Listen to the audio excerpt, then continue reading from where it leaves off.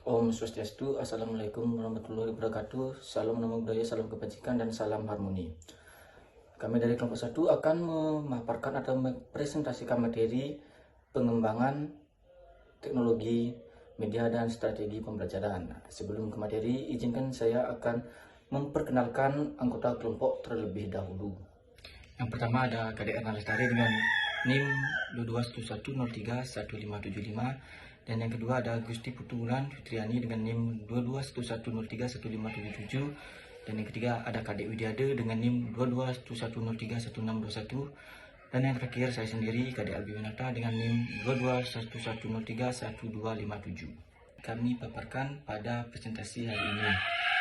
Yang pertama ada perkembangan teknologi pembelajaran, dan yang kedua perkembangan media pembelajaran, yang ketiga ada perkembangan strategi pembelajaran, dan yang terakhir perkembangan teknologi media strategi pembelajaran di sekolah. Nah, langsung saja ke pembahasan pemaparan materi yang pertama yang akan dibawakan oleh rekan saya. Jadi di sini saya akan menjelaskan mengenai perkembangan teknologi pembelajaran. Nah, seperti yang kita ketahui, teknologi sekarang sangat penting dalam kehidupan, termasuk di pendidikan. Teknologi juga membantu menciptakan cara belajar yang lebih fleksibel, mudah, dan efisien. Karena teknologi terus berkembang, penting bagi pendidikan untuk ikut berkembang agar siswa belajar dengan lebih baik. Dan juga teknologi mengubah cara kita belajar dan mengajar. Dulu, pendidikan menyiapkan siswa untuk masa depan, tetapi sekarang teknologi membantu mempercepat perubahan ini.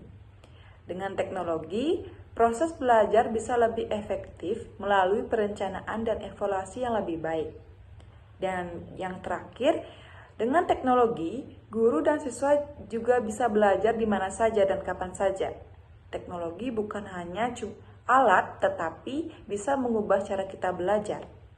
Kombinasi antara manusia dan teknologi bisa menciptakan proses belajar yang optimal, seperti kita menggunakan e-learning, simulasi, evaluasi media pembelajaran dari metode tradisional hingga teknologi modern yang canggih. Perkembangan ini terbagi dalam beberapa fase. Yang pertama, metode tradisional. Pada awalnya, proses pembelajaran dimonisasi oleh ceramah langsung dan penggunaan papan tulis. Pembelajaran cenderung satu arah dengan sedikit bantuan alat visual untuk mendukung penjelasan materi. Yang kedua, alat bantuan visual pada awal abad ke-20. Mulai ada inovasi dengan penggunaan gambar, poster, dan alat bantuan visual lainnya yang menjelaskan konsep dengan lebih rumit. Ini adalah langkah awal dalam pembelajaran memperkaya proses pembelajaran. Yang ketiga, film pendidikan dan proyektor.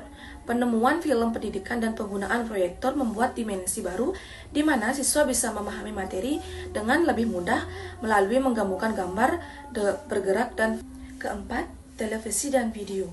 Pertengahan abad ke-20, televisi dan kaset video menjadi sarana penting dalam pembelajaran. Program pendidikan di TV membuat pembelajaran lebih interaktif dan video memungkinkan akses ke materi secara fleksibel. Yang kelima, era digital abad ke-20. Komputer dan perangkat lunak pendidikan interaktif mulai digunakan menawarkan program yang membantu siswa belajar melalui simulasi dan latihan. Ini memberikan akses ke sumber daya yang lebih kaya dan lebih efektif. Yang keenam, internet dan e-learning. Internet memulai era baru dalam pendidikan, memungkinkan adanya platform e-learning yang membuat siswa bisa mengakses materi mempelajari dari mana saja. 7. Teknologi mobil dan imersif abad ke-21. Teknologi mobil seperti smartphone dan tablet memungkinkan siswa belajar kapan saja, di mana saja. Selain itu, teknologi AR dan VR memperkenalkan pengalaman belajar yang lebih imersif, interaktif, dan personal, memungkinkan simulasi yang lebih realistis dan pembelajaran yang lebih menarik. Perkembangan media pembelajaran memungkinkan perubahan signifikan dari metode konvensional ke teknologi digital dan mobil. Investasi ini memperkaya metode pembelajaran, memperluas akses ke pendidikan, dan menciptakan pengalaman belajar yang lebih dinamis, fleksibel, dan personal. Dengan strategi pembelajaran. Nah, selama revolusi industri, strategi pembelajaran sangat penting untuk pendidikan.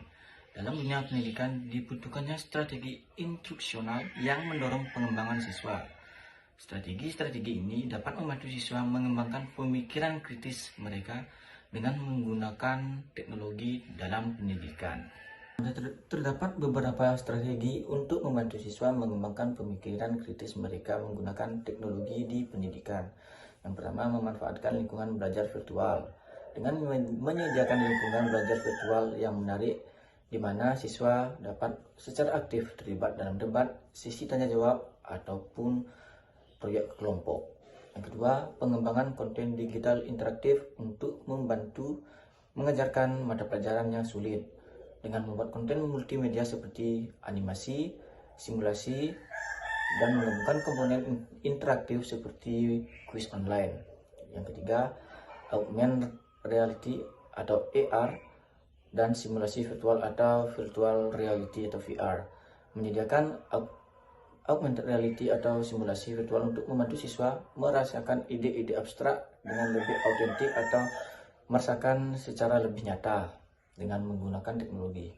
Yang keempat, menggunakan aplikasi smartphone untuk memecahkan masalah berpikir kritis dan mendorong siswa untuk menggunakan aplikasi smartphone yang secara khusus ditujukan untuk mengatasi tantangan berpikir kritis seperti yang sudah sekarang banyak dilakukan dengan menggunakan.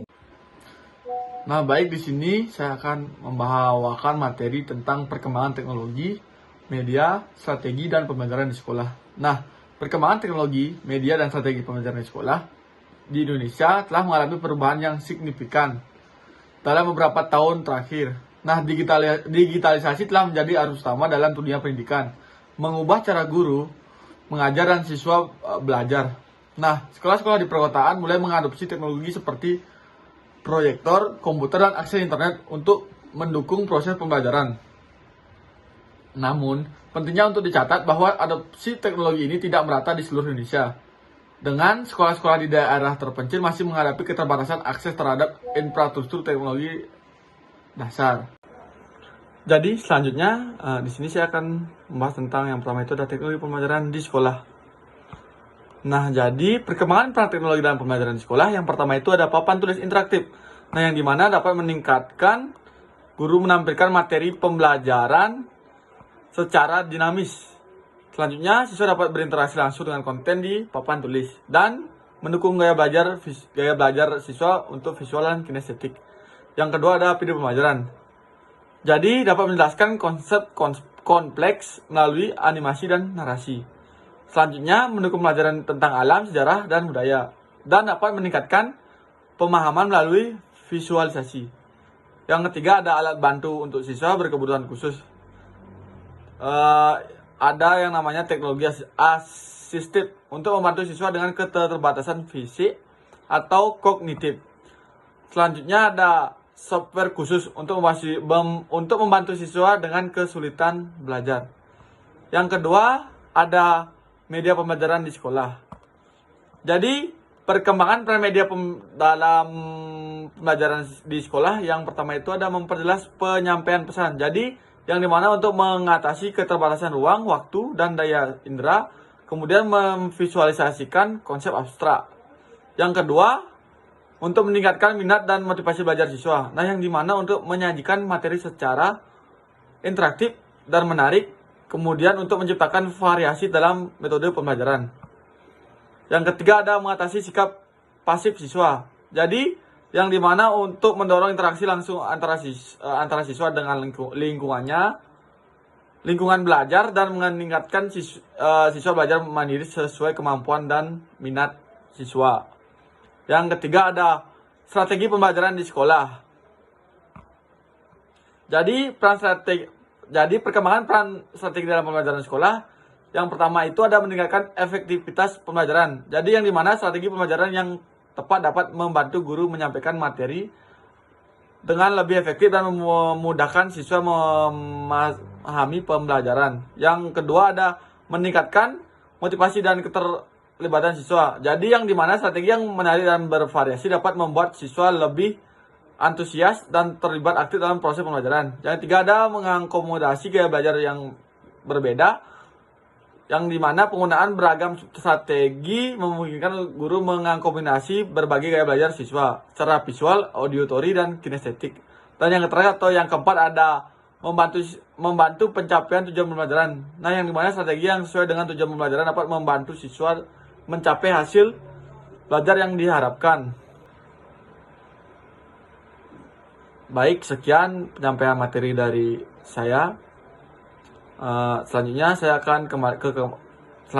akan kembalikan ke moderator. Terima kasih. Kesimpulan dari materi yang sudah kami bahas tadi adalah secara keseluruhan perkembangan teknologi, media, dan strategi pembelajaran tidak hanya meningkatkan efektivitas dan efisiensi dalam proses pendidikan, tetapi juga memperluas akses ke pendidikan yang lebih inklusif dan dapat dijangkau oleh semua orang.